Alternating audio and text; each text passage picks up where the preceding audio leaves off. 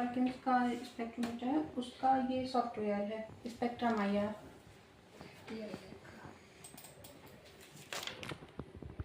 तो इसको आप ओपन करोगे,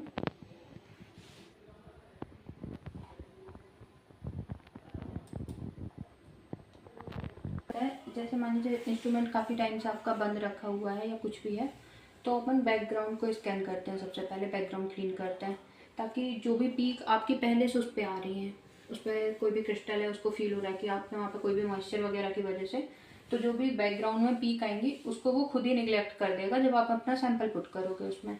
तो उसके लिए अपन बैकग्राउंड को सबसे पहले रन करते हैं। फिर क्लिक करोगे तो बैकग्राउंड रन होने लगेगा। अब इसकी स्कैनिंग का वेट करेंगे कि इसकी स्कैनिंग 100% हो जाए।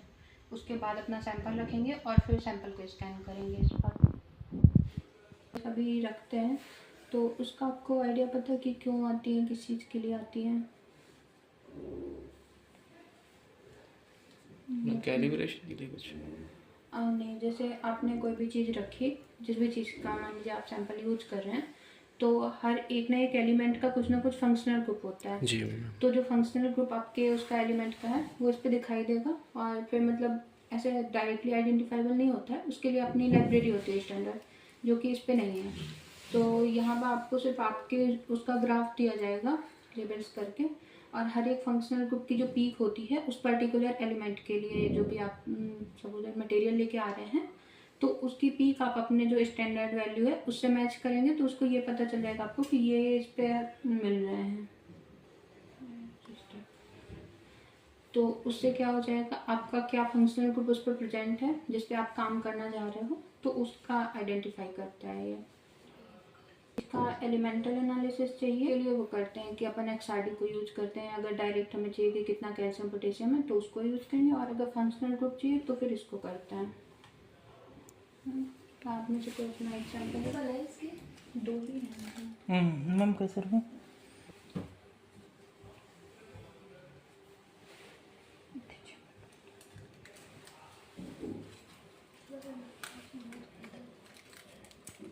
कुछ चाहिए भी है ना।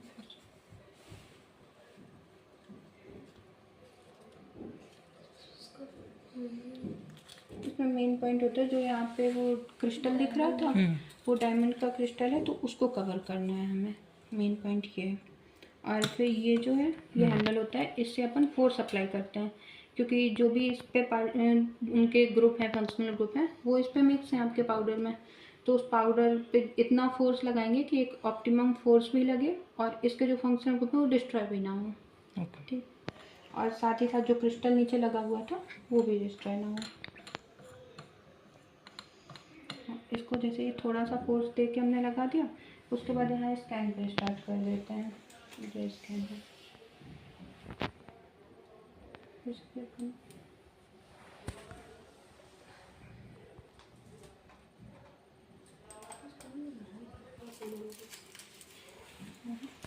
ये गलत आएंगे।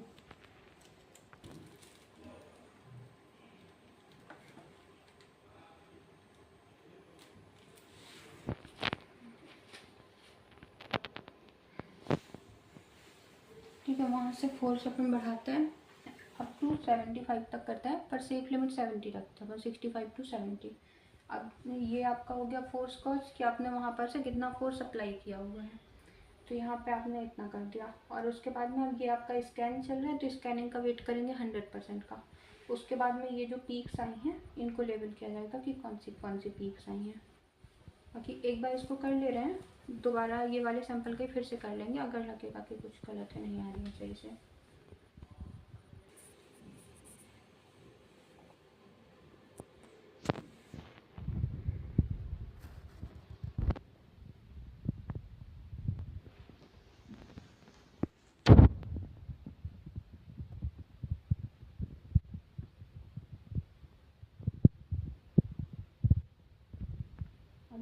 उसके बाद में अभी ये जब अब आप लेके जा रहे हो तब बता रहा है कि कितनी फ्रिक्वेंसी है, कितना उसका पीक आ रहा है। इसके क्या करेंगे, जाएंगे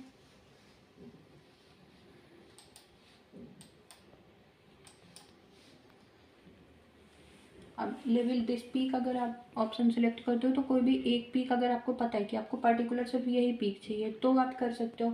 पर जैसे कोई दूसरा आपके कर रहा है, मान लीजिए हम कर रहे हैं, हमें पता नहीं है कि क्या है, तो लेवल पीक्स कर देते हैं जिससे कि सारी जितनी भी पीक्स हैं उनका आ जाए। अब इस पर यह थ्रेशोल्ड लिमिट होती है कि आपकी जो पीक्स हैं वो किस लिमिट तक करना है, कितनी उसकी फ्रिक्वेंसी रखनी है आपको, उसका थ्रेशोल्ड। तो मान लीजिए अगर हम यहाँ पर 0.5 कर देते हैं,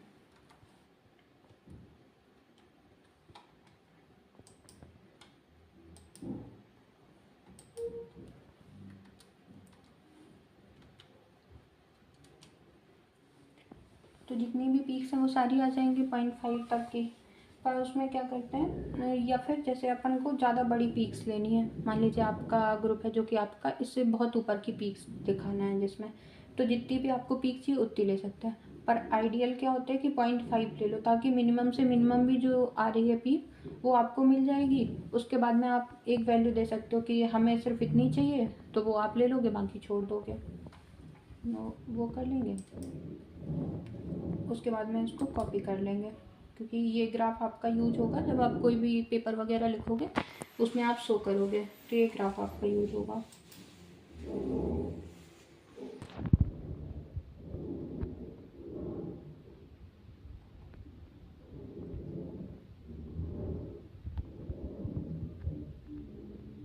इसको इस पे पेंट पे पेस्ट कर देंगे आप।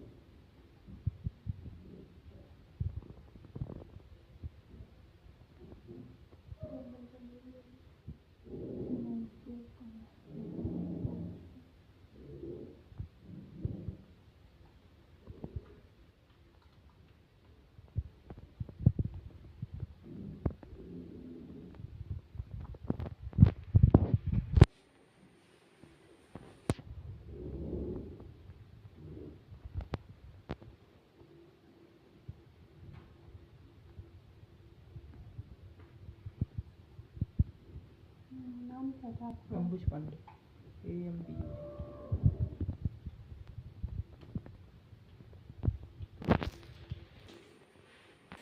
जैसे आपको अगर रन पे चला रहे हैं एक साथ बहुत सारे करने हैं, तो खुद को कोई डाउट ना हो, तो इसके लिए आपने इसको न्यू कर दिया, वो वाला हटा दिया, इसको मिनिमाइज करके फिर यहाँ पे आ गए। अब ये आपकी पीक में गई, उसके बाद में हमें इसकी रिपोर्ट चाहिए होती है। रिपोर्ट के लिए यहाँ जाओगे, ये रिपोर्ट है, ये आप कहाँ से मिल गए, इनोवेशन सेंटर सैम्पल। और उसके पहले अगर आप चाहो तो ये भी कर सकते हो कि यहाँ पे आपको रीनेम ना करना पड़े बार बार।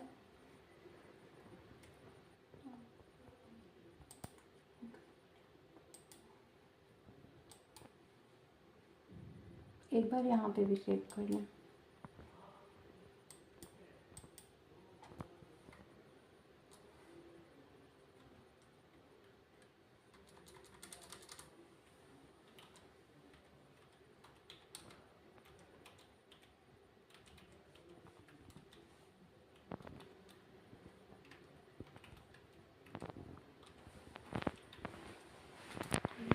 तो ये आपका सेव हो गया इस पर। उसके बाद में क्या होगा कि जो नाम है वो रिपोर्ट में भी आपका ही नाम डल के आएगा, नहीं तो वैसे अगर पहले आप रिपोर्ट निकालोगे उस पर इनोवेशन सेंटर डल के आएगा। तो उसके बाद में कर लीजिए।